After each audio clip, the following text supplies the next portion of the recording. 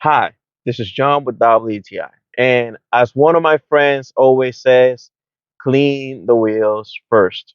And this is where this turtle wax wheel cleaner, deep foaming wheel cleaner comes into place.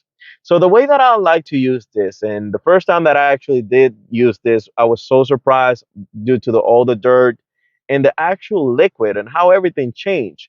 This foaming cleaner, I just put it under my tires, let it sit there, and it was actually doing all the foam, started changing from white to the different color, and I actually used like a brush to move it around, and the tire felt like if it could actually eat from there.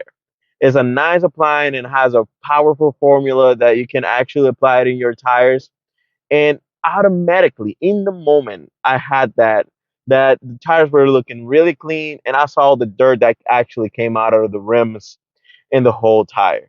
So if you're really trying to take care of your tires, looking nice and clean, these guys actually here do a good job. So this was John with WTI. That was my point of view.